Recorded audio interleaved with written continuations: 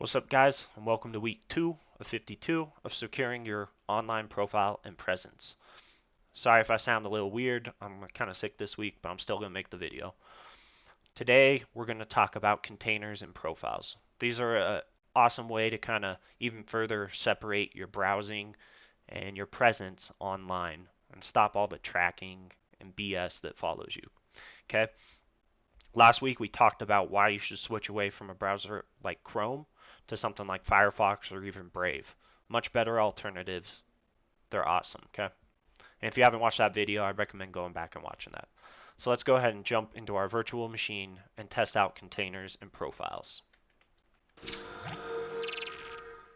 Alright, we're here in our virtual machine, and first off, we're going to go ahead and clear our browsing data on both Chrome as well as Firefox. We have it set for everything on both, and we're going to go ahead and delete just so we can start from a clean slate. Okay, we'll open up new tabs, and let's go ahead and jump into it. Let's go, we'll just go CNN, okay?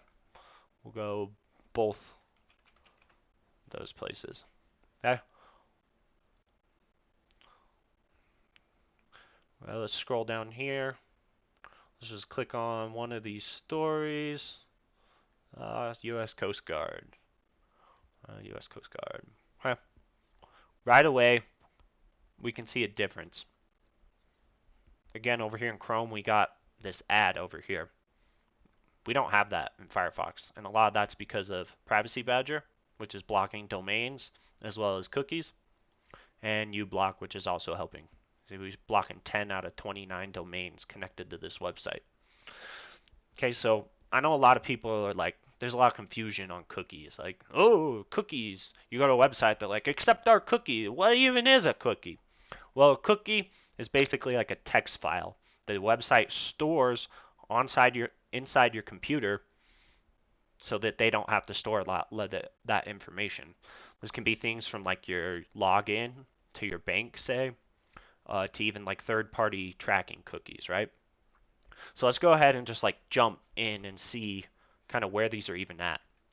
So we'll go ahead and open our tools in application cookies, okay?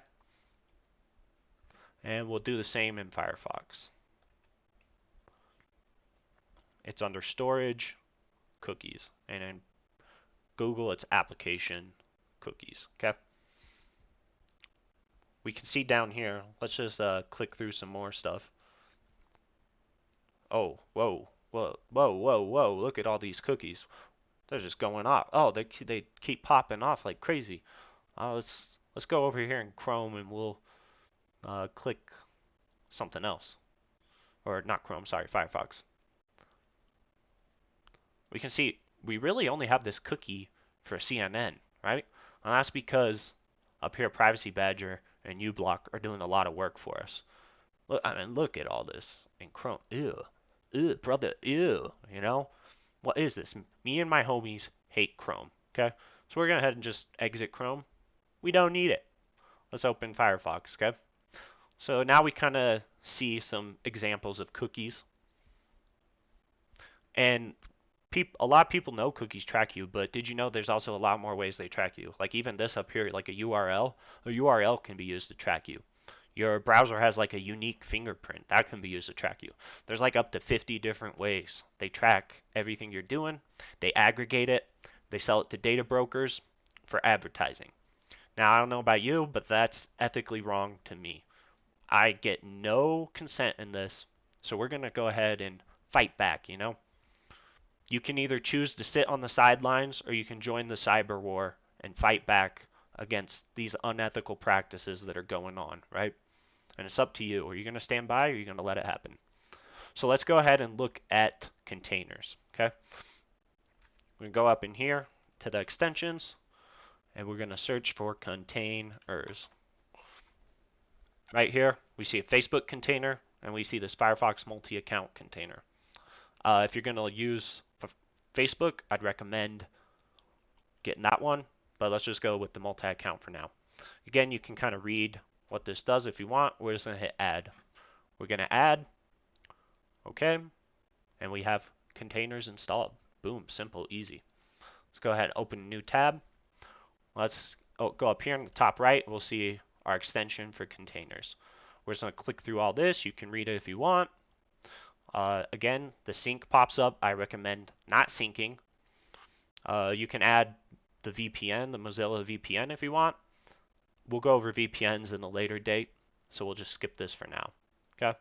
By default, we get 4 containers: personal, work, banking, and shopping. Containers are super customizable. So let's go ahead and manage containers. We're just going to add a new one. Let's call this general browsing. Okay, we can choose a color for it. Let's choose purple. And we'll choose the cool guy sunglasses, right? Boom, we have our new container. Now, how do we use these? All right, so there's a couple different ways. You can right click this. You can choose to open it in a new tab, or you can hit the right click on a plus, and let's just open our general browsing container. Now at the top, you can see it's colored a different color. It's purple, right? Let's go ahead and open a new one. We'll do banking, right? This one's green. That's our banking container. Now these containers basically kind of isolate everything inside the container to just this container.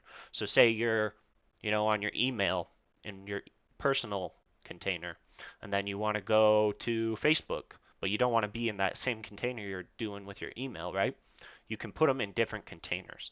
Now, how do we get it to always open in the same container, right? Let's just say we're going to go to Gmail, right? Let me click on this. I'm not logged in, but we can go here. Oh, sorry, up here on the top right, we can choose to always open this site in, and we can choose, let's just choose personal, okay? Boom, we can see now we've opened it in this blue one, right? If we go up here and refresh, we'll just, we'll go open it again. We're not in the container. Let's go to Gmail. Click on it again. Oh, it's asking us, open this in our assigned container. Let's remember this decision, open in personal.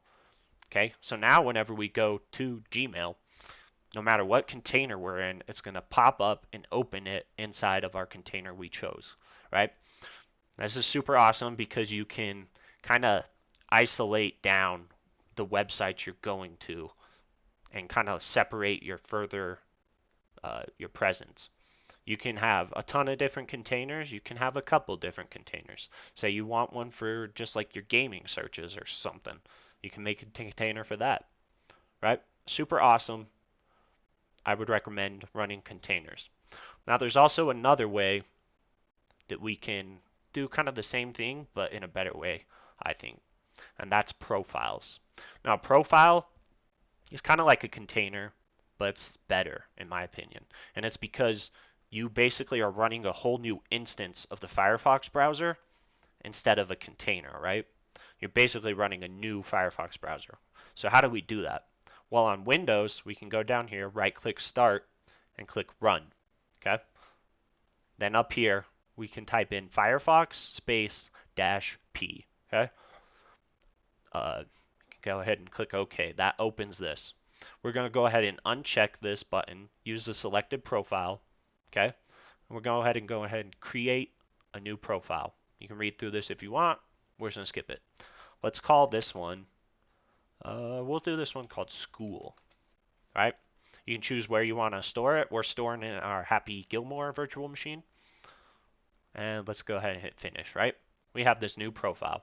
So now that we've checked this box, every time we go down here and open Firefox, we can see this little dialog box opens.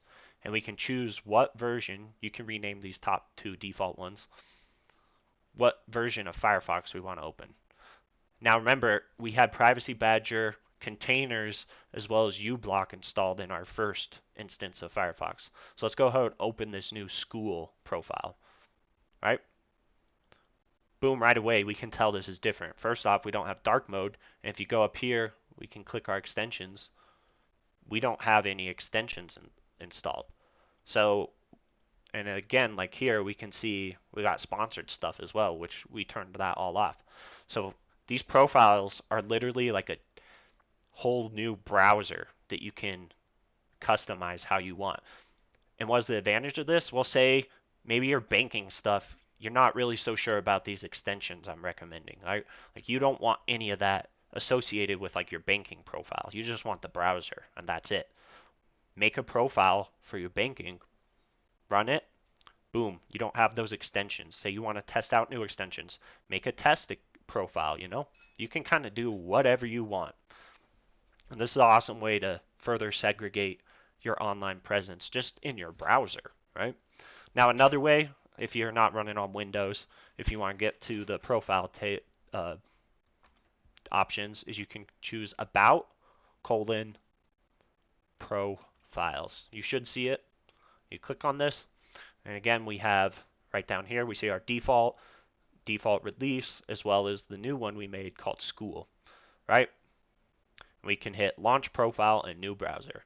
And boom, this opens us back. We see our uBlock, we see our containers, as well as Privacy Badger, right? We'll go ahead and close that. We can set it as default, change a bunch of different stuff. Awesome, right?